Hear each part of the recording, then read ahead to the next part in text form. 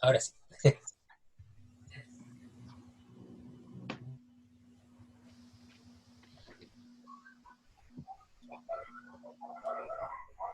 Ya están entrando todos, ¿verdad?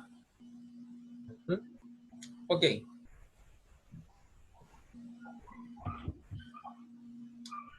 ¿Dónde nos hemos quedado? ¿Qué estábamos comentando? Iba a decir calvinismo. Estaba Sí, sobre el calvinismo, que los comerciantes reinvirtían lo que ganaban en realidad. O sea, sus ganancias las reinvertían en su propio negocio, no gastaban en cosas superfluas como tenían que ahorrar. Invertir, perdón. Así es. invertir en ellos mismos. Muy bien, muy bien. Incluso les tenían prohibido divertirse, por lo que estuve leyendo. Ir a escuchar música, bailar, Sí, eran todo eso. súper fome. Eran aburridos. Eran Porque así aburridos, sí. evitaba que hicieran gastos. Así es. Bien. Entonces, eh, pueden, pueden observar la diferencia, o por lo menos no la diferencia, sino la relación causal entre el calvinismo y capitalismo. Una de las causas, ¿eh? No es la relación para mí, es una de las causas. ¿Hay algún tipo de relación entre el calvinismo y el capitalismo? Desde el punto de vista de usted. Eso de Sí, invertir. puede haber una relación. Bien, perfecto. ¿En qué medida? Eso es lo que quiero que justifiquen. ¿En qué sentido puede haber una relación? La relación está en el producir, Sí. en En avanzar en ese sentido, digamos. Profe, disculpe, no escuché bien la pregunta. ¿Puede haber algún tipo de relación, como señala Weber, algún tipo de relación entre el surgimiento del calvinismo y el surgimiento del capitalismo? Sí, sí lo hay. Sí lo hay. Sí lo hay porque él influye en una productividad más que gasto, yo creo. Aquí, Claudio, es O sea, la base. es que no sé cómo explicarlo. está bien. Sí, lo que Claudio, pasa es que son los valores, en el fondo son los valores que promulgan los calvinistas los que en el fondo sientan una base del capitalismo. ¿quién está Por ejemplo, diciendo esto? Oscar, muy bien. Sí. por ejemplo, la producción de mucha riqueza, la producción de riqueza. La riqueza ilimitada, ese concepto de riqueza ilimitada, el trabajo, la prosperidad, todo eso estaba todo por encima de lo demás. Incluso creo que los países más ricos de hoy en la actualidad son aquellos que siguieron a Calvino. De hecho, se asentaron Como en Estados Unidos. Inglaterra. Empezó en Inglaterra y Inglaterra. ellos se asentaron en Estados Unidos y formaron casi un reino por mucho tiempo en Estados Unidos.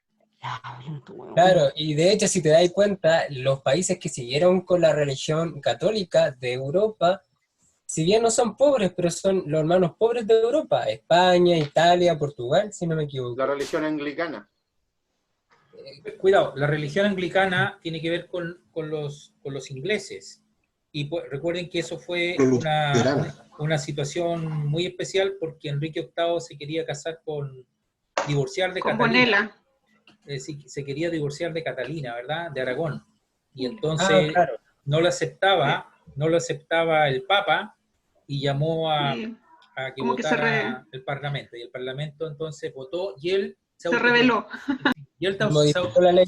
esto es importante, ¿eh? Él se autoproclamó jefe de la iglesia, pero cuidado, que los elementos, yo diría teológicos, los conceptos teológicos y demás que de alguna manera inciden y se desarrollan en Inglaterra, vienen de Calvino. Por eso que Inglaterra da un salto tan cualitativo tan alto. Y llegan a Inglaterra desde Holanda, porque Calvino era de Holanda. ¿Sí? A ver, miren, aquí Oscar plantea algunas cosas interesantes, Claudia también avanza. Fíjense, una de las cosas que hace mover al ser humano, que nos mueve a todos, son las creencias. Es fundamental. Las creencias nos hacen, no solamente creencias religiosas, sino creencias. Ustedes cuando van observan en la red o en la misma universidad, está, en principio, aparece la visión, ¿no? ¿Cuál es la visión que tiene la universidad? ¿Vale? Ese es el sueño compartido. No estoy abstrayéndome lo que hago, sino que estoy complementando este tema para que se pueda comprender mejor. Entonces, por un lado está la visión, que es el sueño compartido, ¿verdad? Por otro lado, aparece la misión, que es hacia dónde nos dirigimos, ¿sí? Esta misión está sustentada por valores. Sin valores, no puede haber misión. Eso se sustenta por valores. Hago solamente esta referencia porque en realidad todos los seres humanos se mueven en función de valores. De hecho, los principales conflictos que hay se suceden cuando hay conflicto de valores. ¿Están de acuerdo con esto que estoy desarrollando? Conflicto de valores. ¿Sí? ¿Están de acuerdo? Cuando la gente está hablando, por ejemplo, de aborto, empezamos a hablar de aborto y dice, oye, ¿sabes tú? Yo creo que el aborto debe ser libre, absolutamente libre. Inmediatamente surge un conflicto. Y ese conflicto está dado en gran medida por los valores que cada uno tiene. Como cada uno se mueve, efectivamente. Entonces, Oscar señalaba que uno de los elementos interesantes era precisamente esos valores que de alguna manera,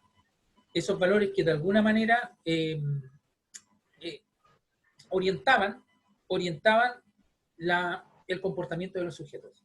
En este caso de los calvinistas. Entonces, ¿cuáles eran esos valores? Los valores: haga bien su trabajo, desarrolle muy bien su trabajo, preocúpese de generar el máximo de recursos, no gaste fuera en cosas superfluas y dedíquese en gran medida a Dios, a sí mismo y al desarrollo de su actividad. A trabajar. Claro, es que eso, uno cuando empieza a analizar los países que tienen una orientación protestante y sobre todo calvinista, se da cuenta de la diferencia. Alguien lo remarcaba hace un rato, ¿no? Sí. Claudia dice, hombre como ser religioso, los intereses de cada uno, ¿ya? Y se quiebra la relación con la sociedad y se revela con la autoridad, claro, cuando se produce un cambio de valores y esos valores empiezan a desarrollarse y a generalizarse, entonces lo más probable es que cuando se desarrolle esa masa crítica empiecen a cambiar cosas, ¿no? Eso también lo hemos visto a partir de Durkheim, ¿no? ¿Cómo se llama? El sociólogo, ¿no? Que plantea que esos hechos sociales tienen que ver con la forma de pensar, de sentir y de hacer de cada uno de nosotros, ¿verdad? Pero eso son cosas que son impuestas desde fuera, desde la sociedad. Es decir, ustedes estudiaron una carrera determinada o están estudiando psicología no por voluntad, o sea, al final es voluntad propia, obviamente, pero influidos por aquellos hechos previos, anteriores y exteriores a ustedes. ¿Y cuáles son esos? Seguramente los agentes socializadores como la familia, los amigos, la prensa, etc. ¿Sí? Uh-huh. Se dan cuenta que toda la temática está totalmente integrada. Conectada, claro. Y lo importante es que ustedes vean esa conexión, la internalicen y la puedan trabajar. Por eso las preguntas son preguntas que obligan al análisis crítico por parte de ustedes y al mismo tiempo a relacionar cosas. A mí, exquisito es cuando uno relaciona, por ejemplo, lo que hemos dicho ahora, ¿no? Ustedes. Es decir, una pregunta, vincularla con una asignatura de epistemología, ¿no? En epistemología vimos esto, ¿no? Porque todo el conocimiento no es algo estanco, ¿no? Sino que está integrado. Uh-huh. Bien, más cosas. ¿Entienden entonces, a partir de esa razón, esa herramienta racional que tiene el sujeto, por qué aparecen entonces los naturalistas? Porque esa razón descubre una ley universal, necesaria, que no es similar a las leyes de la gravedad u otras, sino que es una ley moral. Y eso es susceptible de ser captada por la razón humana. No por mí, ni por ti, ni por otros, sino por la totalidad. Todos los seres humanos captan, entienden y pueden determinar cuándo una acción es buena o es mala, cuándo una acción es justa o injusta. Eso es lo que dicen los naturalistas. Y otros, como Hobbes, posteriormente Locke y Rousseau, cada uno plantea a partir de ese supuesto de condición natural o estado natural en el que vivía el hombre, es una hipótesis que ellos plantean, cómo sería entonces esa sociedad en la que vivían y qué necesidad hay de generar una sociedad civil. Y a partir de eso surge entonces el contrato social. Hasta aquí me siguen, ¿verdad? Ujú. Sí, ¿Quién profe. tiene dudas en esto?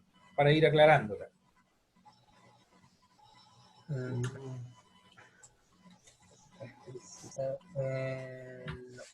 por el momento no.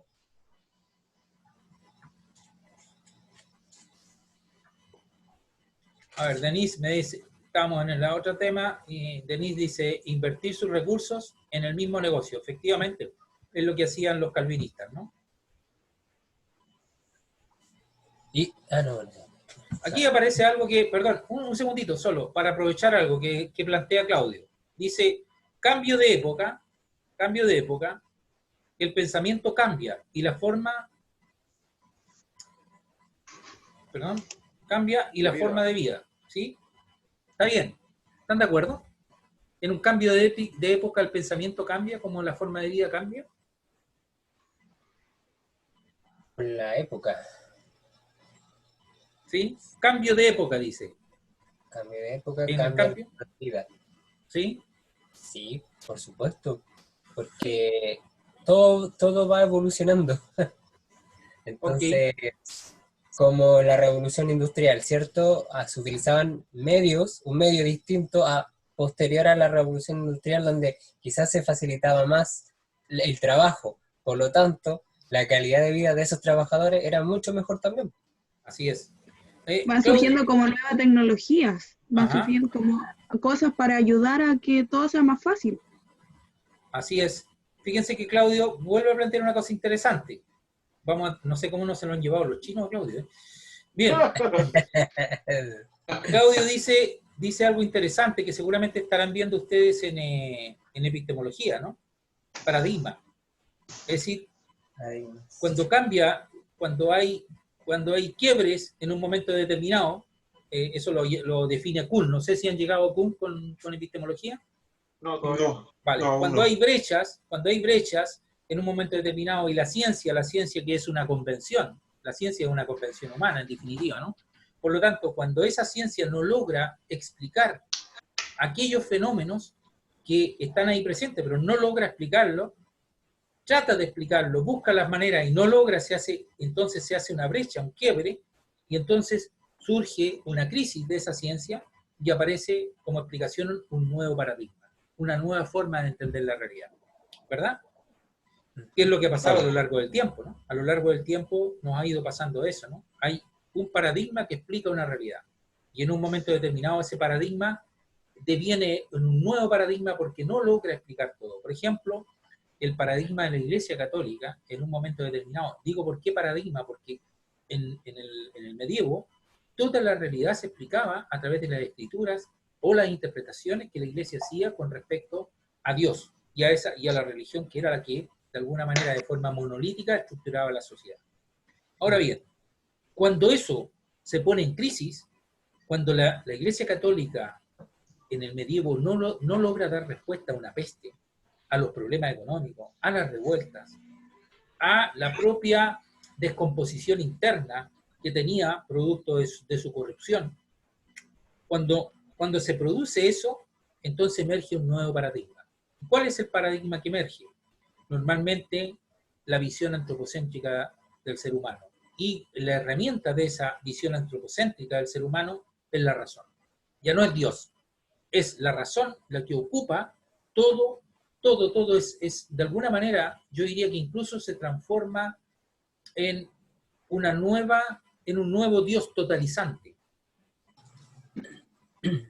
totalitario. Veremos más adelante, ¿no? Los errores que comete esta razón, ¿no? O sea, toda esta razón, todo lo que plantean la Ilustración francesa, toda esa creencia que habla el positivismo, ¿no? De un desarrollo lineal que va a alcanzarse todo lo que el ser humano pueda de alguna manera imaginar o apetecer, y según avanzamos en la historia, nos damos cuenta que se produce una lucha social, una lucha de clases tremenda, a partir de ese capitalismo salvaje que plantea el liberalismo clásico. Posteriormente vino una Primera Guerra Mundial, después viene una Segunda Guerra Mundial, con todo lo que sucede con campos de concentración, etc. Y entonces hay un grupo de pensadores que veremos luego, que son la Escuela de Frankfurt, que los pone en cuestión. Es decir, esta razón que nos prometía tanto, ¿qué es lo que ocurre? Esa visión teleológica de la historia que planteaba Hegel y que después Marx la recoge, es decir, teleológica quiere decir que todo tiene un fin, que parte tiene un fin determinado. ¿Qué ocurre? ¿Qué ocurre con esta historia? Hegel planteaba que todas las instituciones se perfeccionaban, y en la edad moderna en la que estamos situados estudiando nosotros, lo que estamos estudiando, la época de la razón, el punto clave era la emancipación del hombre, la libertad del hombre. Y cómo esa libertad en un momento determinado, cuando el liberalismo lo plantea como una gran posibilidad de emancipación del hombre, de mayor riqueza, de progresión, se transforma en algo que es alienable, aliena al sujeto, que de alguna manera, en vez de entregarle esa libertad, lo defrauda, lo explota, etc., ¿no? Y cómo aparece después Marx diciendo, yo creo que en la libertad del ser humano, ¿no? Pero este camino que ha seguido las instituciones, que han seguido este concepto de libertad y de emancipación a través del capitalismo, no lo han hecho correctamente. Por lo tanto, lo que tenemos que buscar es una comunión entre las personas, que es lo que después define en su manifiesto comunista, ¿no? Como que también vemos que a lo largo del tiempo fracasa, ¿no? Fracasa esa sociedad, ese socialismo real en la Unión Soviética y en otros países, ¿no? En fin, esto es tremendamente complejo, pero al mismo tiempo interesante, ¿no? Porque es la vida propia del ser humano. Más cosas que quieran que repasemos y que profundicemos. Profe, tengo una duda. Que antes estaba hablando sobre Hobbes, Locke y Rousseau. Uh-huh. Con ellos aparecen estos poderes legislativos, ejecutivos. A ver, con Locke, primero con ¿cómo se llama? Con Hobbes. Con Hobbes. Recuerden aquí el punto para entender esto, y eso se lo envié por escrito y en clases está, en clases que he grabado. El punto clave aquí es cómo ellos imaginan al hombre en condición natural, es decir, en un estado natural. Hacen una hipótesis, un supuesto. Imaginemos que no hay policía, no hay escuelas, no hay absolutamente nada. Solamente el hombre vive en estado natural, con los animales, con la naturaleza. ¿Qué pasaría con ese hombre? Bueno, Hobbes dice, ese hombre está en una guerra de todos contra todos. Ese hombre es un lobo para el hombre, porque no hay moral. Ahí no hay cosas que sean buenas o malas, por lo tanto yo puedo matar a otro para conseguir mi beneficio propio. Ese es un concepto, claro, el concepto que plantea Hobbes, ¿no? El beneficio propio. Todos buscan el beneficio propio. Concepto que después va a recoger a Adam Smith también, ¿eh? Y lo va a adaptar muy bien. Hasta aquí estamos claros, ¿verdad? Bien, ¿de qué sociedad civil y qué contrato se podría establecer en un mundo bajo un supuesto como el que plantea Hobbes? Nada más que la monarquía absoluta. Y recuerdan cómo lo plantea, ¿no? Dice, bueno, yo y todos nosotros, para no matarnos entre nosotros, vamos a depositar todos nuestros derechos en una persona. Todos. Y ese va a ser el monarca. Y él va a estar en el estado natural. Él va a poder hacer lo que quiera, pero va a generar leyes. Y esas leyes serán respetadas por todos los seres humanos que participamos de él. Por lo tanto, el único que estaría sobre la ley, en ese derecho natural, sería el monarca. En tanto que el resto de las personas, obviamente, no nos matamos, no robamos, porque hay leyes que eso nos impide. Hasta ahí estamos claros, ¿verdad? Ese es el primero. Hoy le estoy respondiendo a las preguntas, yo no sé, a ver. La clase está siendo grabada. Muy bien, pues me parece muy bien, si de eso se trata. Eso es como un ejemplo de lo que vemos hoy en día, pues, en el Estado. ¿Perdón? Lo que le digo, que el pensamiento de Hobbes es como lo que vemos hoy en día, como la estructura del Estado. Me gustaría, está bonito lo que acabas de decir, lo que pasa es que falta desarrollo, porque te pueden hacer pedazos aquellos que están manejando el Estado en este momento. Sí. Es decir, yo diría que no exactamente porque nuestro Estado actual no es un Estado absoluto, no es una monarquía absoluta. Porque ha ido mutando la idea también, po. Bien, bien. Ese es el primero, pero la compañera me habló de tres, me dijo que explicara tres, ¿no? El primero entonces Hobbes. Sí. Viene luego, si se corta, ¿qué opinan? ¿Volvemos a conectar o terminamos aquí la clase? Volvemos. Siga nomás, profe. Dale. Profe, volvemos. Bien. Vamos al famoso Locke. ¿Qué dice Locke? Lo mismo, ¿eh? Dice, el hombre vivía en un estado natural. Pero no era malo, como decía Hobbes. Este hombre vivía en ese estado natural feliz, contento. Además, incluso existían leyes que cuando él cometía una acción que era mala, el resto de las personas la entendían como mala. Salvo algún cretino que siempre aparece, que va contra todo esto, contra todas estas leyes, ¿no? Universales. Por lo tanto, el ser humano vivía bien, tenía su armonía, y entonces la pregunta venía, él mismo se la formula, entonces, ¿para qué establecer un contrato social y una sociedad civil, si vivía también el hombre? Entonces, el argumento es muy interesante, porque dice, bueno, lo que ocurre es que en ese estado natural, obviamente también está permitida la defensa propia. De manera que si alguien me agredía, yo podía responder esa agresión. Pero cuando yo respondía a esa agresión, entonces yo me transformaba en juez y parte. Claro. Y eso no es posible. Eso no es correcto. Entonces, eso nos obliga a establecer un contrato social. ¿Entre quién? Primero entre todos nosotros. Todo el pueblo. Todos. Y ese contrato va a definir que nosotros vamos a elegir a unos representantes que van a ser los parlamentarios, ¿verdad? Y eso nos van a representar a nosotros y van a representar, digamos, toda la formulación de leyes que se puedan desarrollar. Bien. Pero el pueblo, en el caso de que el monarca, porque también partimos de la existencia de un monarca, o sea, tenemos un poder ejecutivo, que es el monarca, y un poder legislativo, que son los parlamentarios. Ahora bien, ese monarca, a diferencia de lo que dice Locke, aquí tiene no solamente derechos, sino que tiene deberes. Y los deberes son cumplir con salvaguardar el derecho natural del pueblo, mediante leyes, y cumplir las leyes. Pero ¿qué ocurre cuando ese rey, ese monarca, no cumple las leyes? El pueblo entonces, dice el propio Locke, está facultado como para establecer una revolución y deponer a ese monarca. Bien, pero aquí nos encontramos con un problema. Imaginemos que el monarca no cumple las leyes y el pueblo va en contra. El problema es que el pueblo se transformaría en juez y parte. ¿Me siguen el argumento? Sí.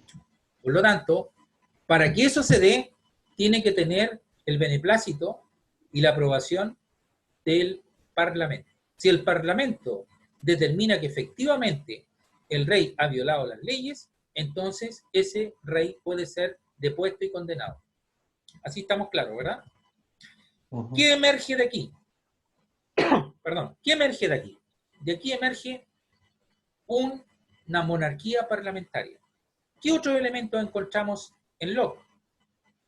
Encontramos la libertad, que es algo que salvaguardan casi todos, los tres lo tienen, la libertad del sujeto y la igualdad. Lo mismo que en Hobbes. En Hobbes está presente la igualdad del ser humano y al mismo tiempo la libertad. Solo que esa igualdad en Hobbes no va a poder ser, va a ser entre todos los seres, en todo el pueblo, menos el monarca. ¿Por qué? Porque si no, caemos en el estado o condición natural donde todos están en guerra con todos. ¿Hasta aquí estamos claros con los dos primeros? Sí, profe. Bien. Vamos al tercero. Rousseau.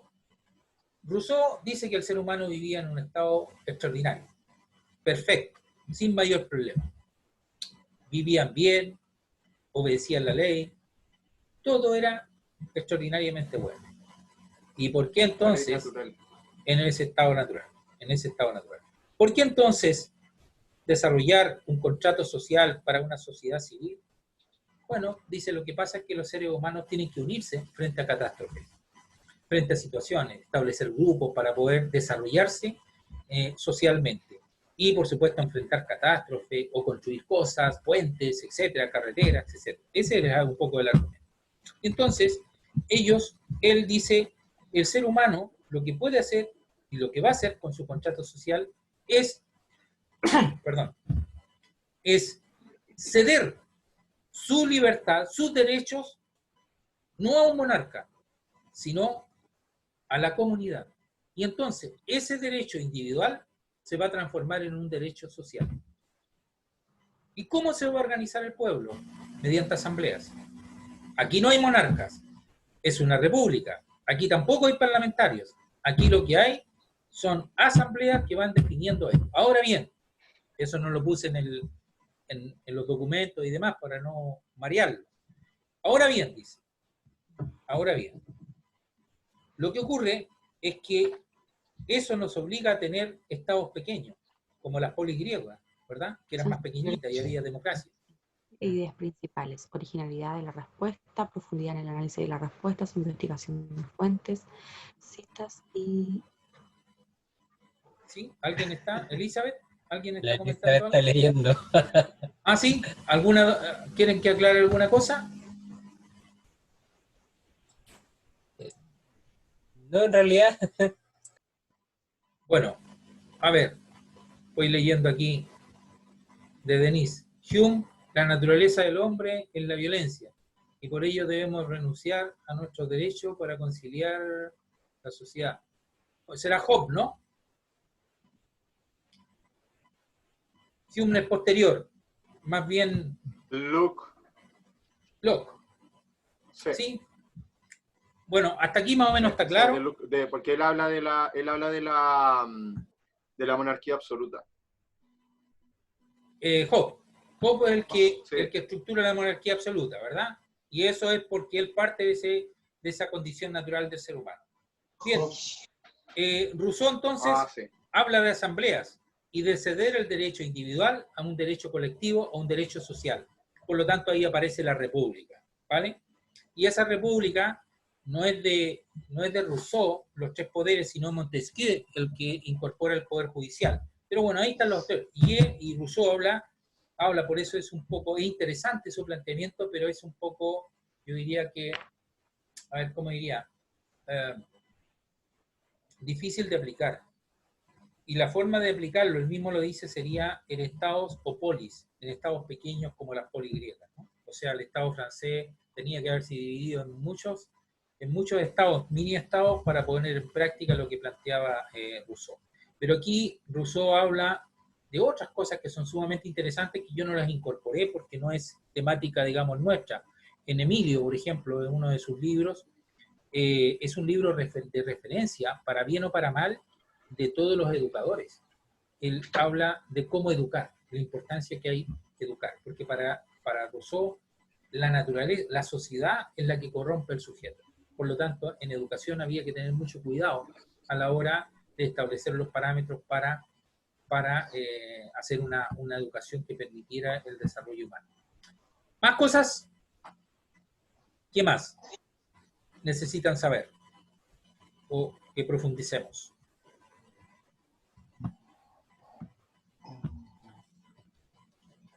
Profe, entonces, por ejemplo, haciendo un paralelo,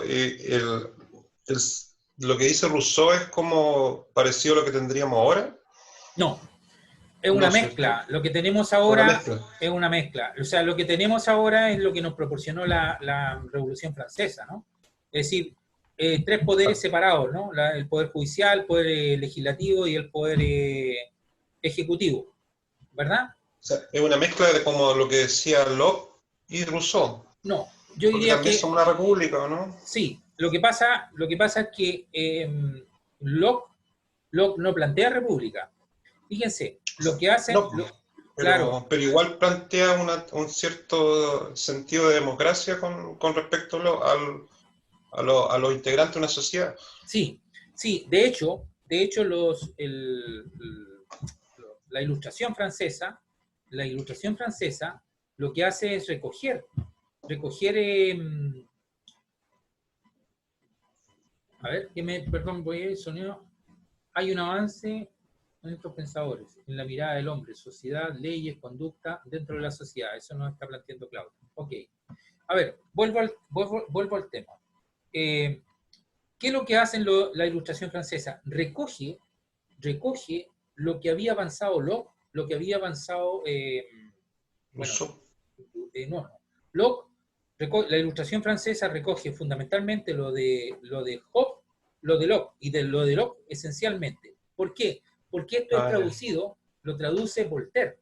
Tengo entendido que es Voltaire el que produce, el que permite traducir esto. Entonces, se conoce el pensamiento de la isla, el pensamiento de Inglaterra, y comienza a avanzar la ilustración. Y la ilustración, a partir de la Revolución Francesa, se generan el poder legislativo, el poder ejecutivo y el poder judicial. 3 poderes. Y al mismo tiempo una república. Recuerden que todas las repúblicas latinoamericanas son, digamos, influidas por la Revolución Francesa y también por la Revolución Norteamericana, que recoge muchos elementos de Locke, por cierto, en su propia Constitución. ¿Sí? Por lo tanto, recogen de Rousseau, es posible, algunas cosas, pero fundamentalmente la recogen de Locke, de Montesquieu, de Voltaire, etc. Y fundamentalmente los 3 poderes. Y esos 3 poderes en una república democrática. Por eso es tan importante la Revolución Francesa. Eso permitía el orden judicial, el orden político, etc. Pero faltaba el progreso, que plantea Comte a posteriori, ¿no? ¿Y dónde van a buscar ese progreso?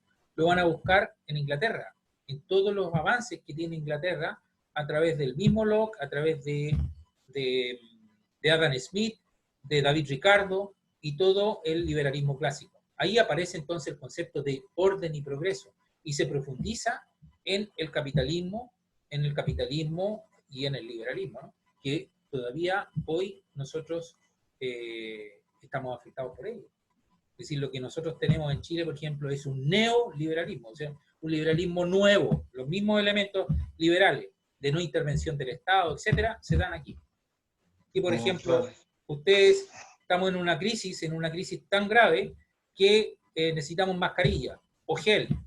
Y entonces cuando vamos a comprar, las mascarillas y los gel están regidos por la ley de oferta y demanda. Por lo tanto, hay mucha demanda y hay menos oferta. Y suben los precios de las mascarillas y de esto, ¿verdad? ¿Qué es lo que decimos en este momento? Pues se dice muchas veces, oiga, fije usted los precios. Fije los precios. Porque son precios, son de primera necesidad, son útiles de primera necesidad.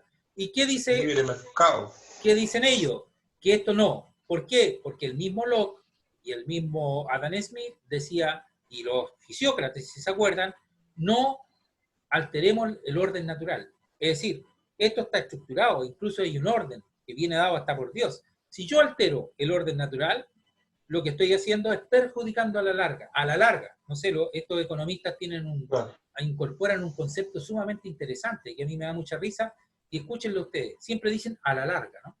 A la larga va a ocurrir. A la larga, si ustedes dan más prestaciones económicas, si mejoran los sueldos, a la larga va a pasar tal cosa, ¿verdad? Y eso no lo saben porque en el fondo la economía es súper variable. Claro.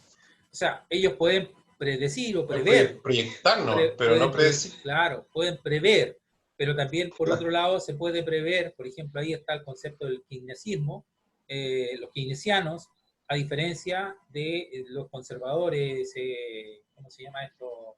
Clásicos, ¿no? El liberalismo clásico. Entonces, ¿qué decía Keynes? Decía, lo que hay que inyectar a la economía es dinero, recursos económicos, porque así la persona va a poder consumir y se va de alguna manera a agilizar el proceso y toda la actividad económica, ¿verdad? Pero en fin, a donde me quiero remitir ahora es cómo en la actualidad ustedes con 2 elementos, ¿no? Que suben los productos de primera necesidad, cuando uno o mucha gente les plantea, oiga, fije precio, no podemos alterar el orden. ¿Y de dónde viene este pensamiento? ¿De dónde viene esta creencia? Viene precisamente de Locke y de Adam Smith y de los fisiócratas. No alteremos el orden natural, porque a la larga va a generar esto. Es más, David Ricardo, ustedes lo tendrán visto ahí, dice, no ayudemos a los pobres, dejémoslos que se mueran, porque si no vamos a perjudicar a las nuevas generaciones. Es terrible, es interesante. Ahora, a partir de esto... ¿Sí? Además de eso, la economía se convierte como en un poder, sobre todo en Chile, se convierte como casi en un poder más del Estado. Ellos tienen una autonomía tal y unas leyes que los protegen de forma desmesurada con respecto a los derechos de los trabajadores y los derechos de las personas en general. Se deshumanizó absolutamente en Chile la economía. Claro, porque el problema es que en Chile, como en los países liberales, piensen ustedes que Chile es un invento, es un piloto que se hizo en dictadura, ¿no? Todo el modelo se hizo en dictadura y a oscuras. Si no, no se habría podido hacer. Entonces... Y un régimen presidencialista también, profe, porque igual el presidente tiene muchas atribuciones como para hacer y deshacer, digamos. Así es, así es. Tiene más poder el presidente de Chile que la reina de Inglaterra, ojo ahí, ¿eh? Claro. Y no es chiste. Es verdad, sí, es verdad. Sí. Bueno, tenés razón. se dan cuenta, y se nos va a ir acabando el tiempo ya, ¿eh? Se dan cuenta cómo toda esta estructura social, política, económica, incide en el comportamiento de los sujetos. Claro. Les voy a poner un ejemplo, ya que tocaron la importancia que tiene la economía, y se los voy a tratar de subir en algún momento. Hay un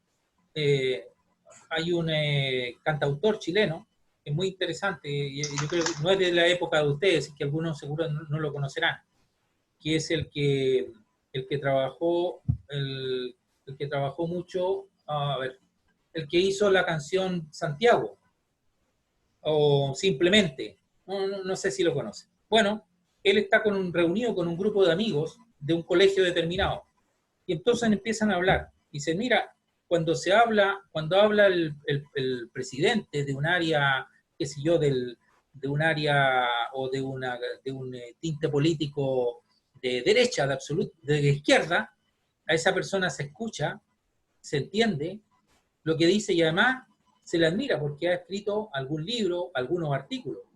Cuando actuaba o se presentaba una persona de derecha, de extrema derecha incluso, se le escuchaba, se le atendía, porque esa persona, aunque no se estuviera de acuerdo, había escrito libros, había hecho algunas cosas que merecían interés.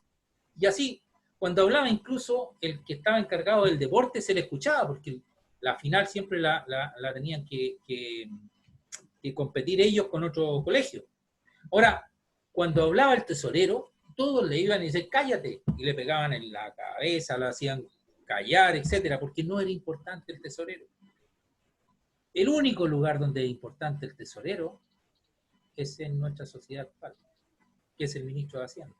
¿Quién escucha al tesorero en aquella época? En mi época no lo escuchaba nadie, porque el tesorero lo podíamos cambiar. Lo que no se podía cambiar era el líder que estaba definiendo las políticas globales. Pues aquí se escucha, y ustedes siguen escuchando al tesorero, ¿verdad? Va a hablar el ministro Blumer. Ahí está el tesorero, el que cambiamos. A diferencia del político que iba definiendo las pautas, lo que debía hacerse, cómo debía hacerse, aunque se equivocara o no se equivocara. Pero ¿quién escuchaba al tesorero? Hoy se escucha al tesorero, con todo mi respeto para el tesorero. Ya va a acabar el minuto, o sea, queda menos de un minuto, creo. Muy bien, pues comienzo a despedirme entonces. Espero que les haya servido esta sesión. Seguiremos, yo voy a intentar hacer otra clase para no ir perdiendo los minutos y avanzando en otras temáticas que están siempre relacionadas con lo que estamos viendo.